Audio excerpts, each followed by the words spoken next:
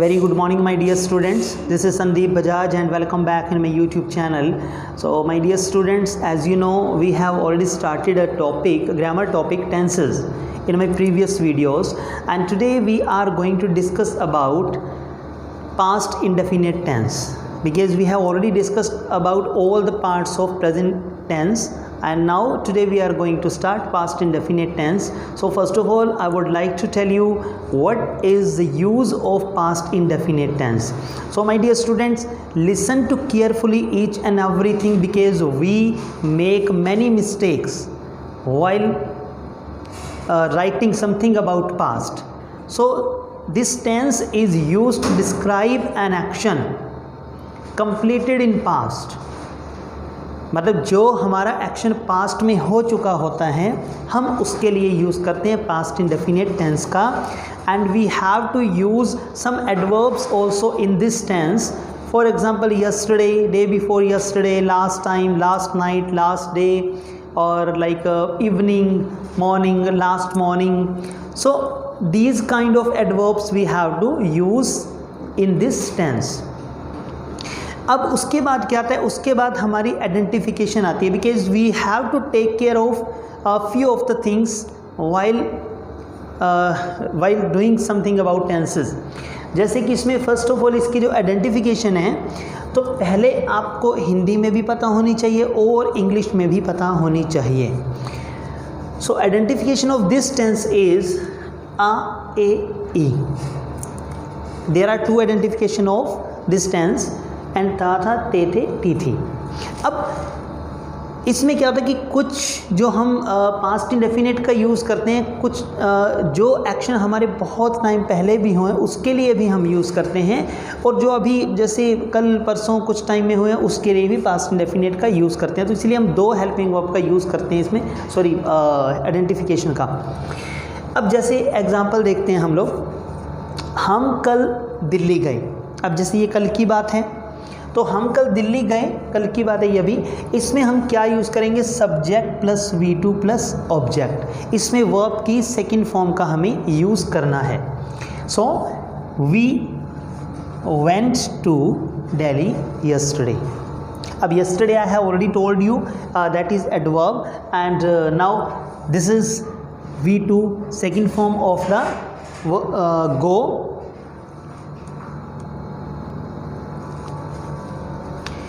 अब उसके बाद दूसरी आइडेंटिफिकेशन की बात करते हैं हम. जैसे मैंने यहाँ लिखा है ता, था, यते, थी, ती थी. जैसे वे मुंबई में रहते थे, तो आइडेंटिफिकेशन क्या थी, मैंने आपको बताया ता था, ते थे, ती थी. So this is the identification of past indefinite tense. अब उसके बाद इंग्लिश में आपको कैसे पता चलेगा कि that is past indefinite tense. इसमें हम V2 का यूज़ करते हैं, mean second form of the verb. जैसे मैंने इसमें भी यूज़ किया, we went to Delhi yesterday. उसके बाद इसमें दे लिव्ड इन मुंबई, तो यहाँ पे V2 का यूज़ किया मैंने. So that is past indefinite. और ये हम सिंपल सेंटेंस के बारे में बात करते हैं. Now we are going to start negative sentence.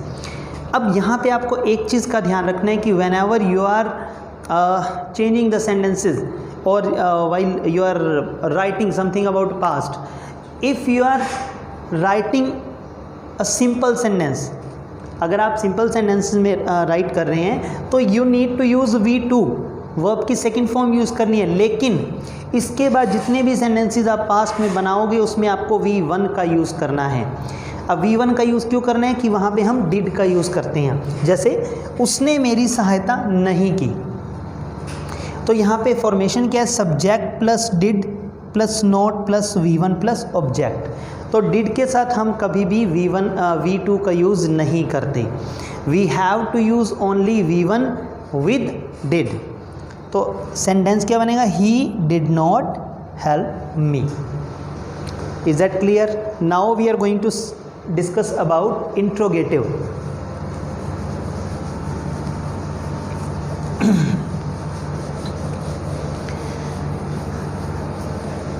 For example, interrogative sentence. In interrogative sentence, जैसे क्या आपने कल खाना खाया, तो साउंड किसकी आ रही है? आ की।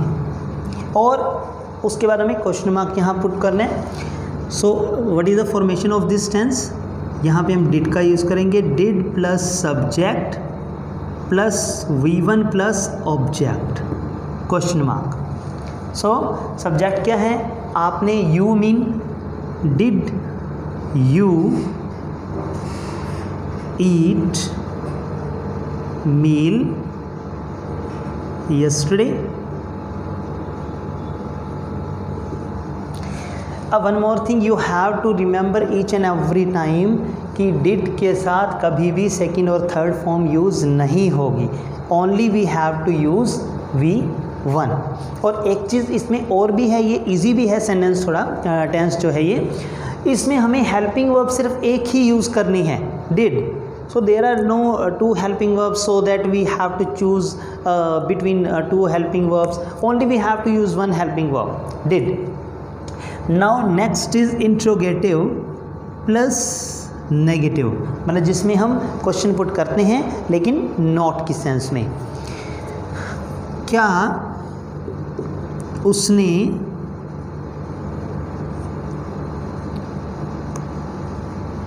क्या उसने गृह कार्य कल गृह कार्य नहीं किया?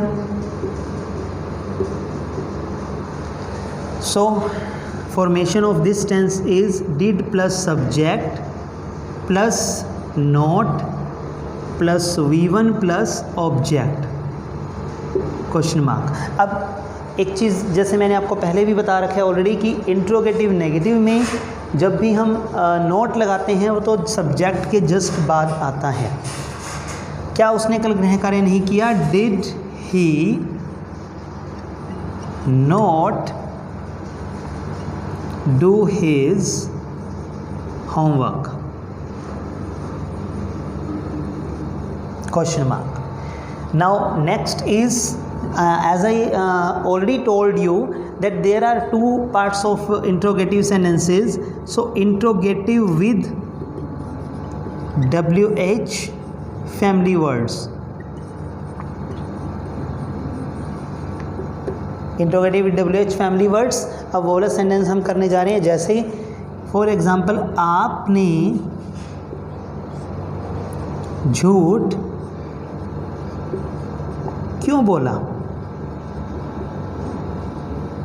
सो इसमें हम क्या करेंगे? First of all we need to use WH family words. Formation of this tense is WH family word plus did plus subject plus V1 plus object.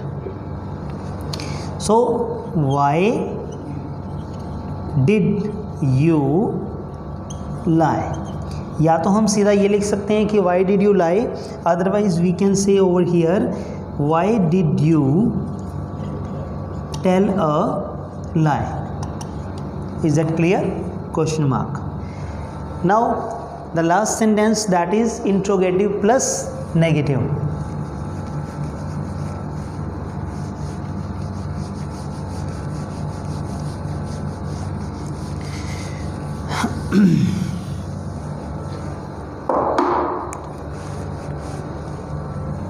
Interrogative plus negative with WH family words.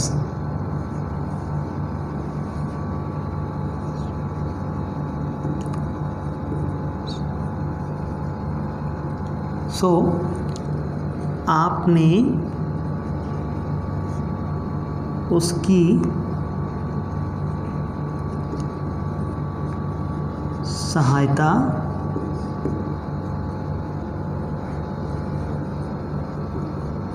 क्यों नहीं की? So formation of this tense is WH plus did plus subject plus not plus V1 plus object. So why did you not help him? So my dear students, it was past indefinite tense, and now in my next video we shall discuss about the second part of past continuous tense. तो second part है इसका past continuous, और उसके बारे में हम discuss करेंगे next part में, नेक्स्ट वीडियो में.